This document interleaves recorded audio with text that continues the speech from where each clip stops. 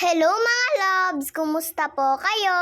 Dahil sobrang late na nga po kaming gumising kaninang umaga, ay pansit canton at itlog na lang pong niluto naming almusal. Hindi po bumangon ng maaga si mama dahil masakit daw po yung ulo niya. Paano naman po, may sipon po siya. Kaya ito pong niluluto namin ay almusal at tanghalian na nga po para ito.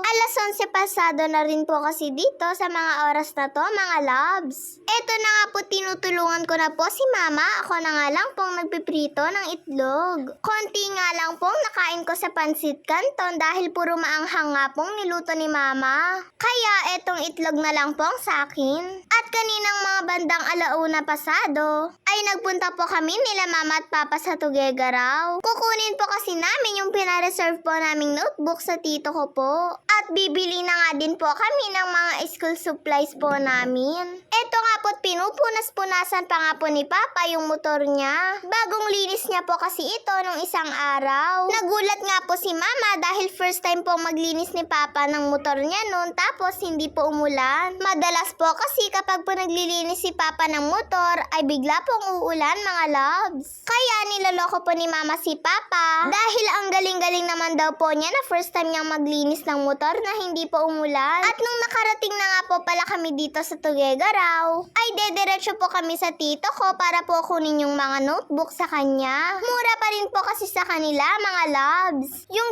10 pieces po kasi nila na notebook ay 200 pesos po. Kaso nga lang ay hindi pa po yun natatahi. Kaya sabi ni mama ay okay lang daw po dahil mabilis lang naman daw pong magtahi ng notebook. Nung nag-aaral pa daw po kasi sila mama ay sila lang daw pong nagtatahi ng mga notebook nila. Ayan na nga po't inaabot na po ng tito ko yung mga notebook kay papa. At dahil spring lang po itong notebook na nabili po namin, ay kumuha na din po kami dito ng yarn para po pantahi. Sa iba po kasi mga labs, ang 10 pieces ng notebook ay 250. Kaya dito na lang po kami kumuha sa tito ko. At inabot ko na nga po yung bayad ng yarn sa kanya. Pagkatapos ay dediretso po muna kami sa pagmimeriendahan namin. Malapit lang naman po ito sa pinagbilhan po namin ng notebook mga loves. Magmimerienda lang po kami dahil nakaramdam na rin po kami ng gutom. Paano yung kain po namin kanina ay umagahan at tanghalian na po yun. At dito nga po pala kami dumiretso sa paborito po namin pinagmimeriendahan.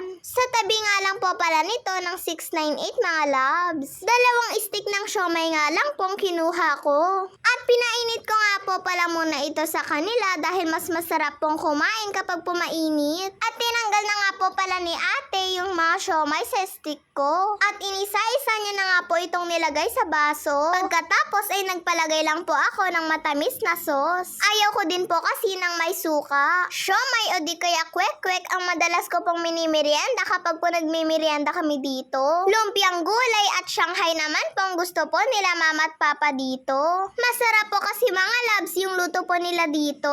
Sa sobrang tagal na nga po naming nagmimerienda dito, hanggang ngayon ay hindi pa rin po talaga nagbabago yung lasa ng pagkaluto nila sa merienda. Kaya binabalik-balikan po talaga namin ito.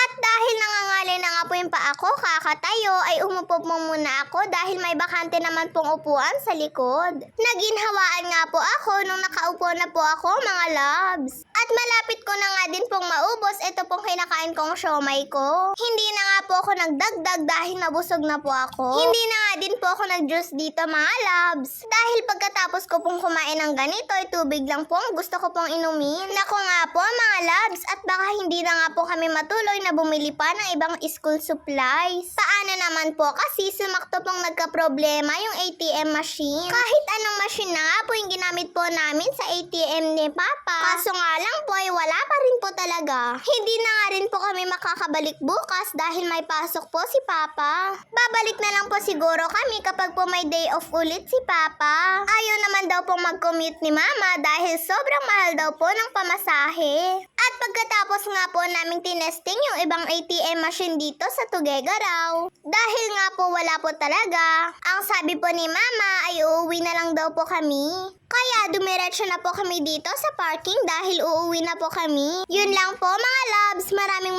salamat po sa panonood nyo.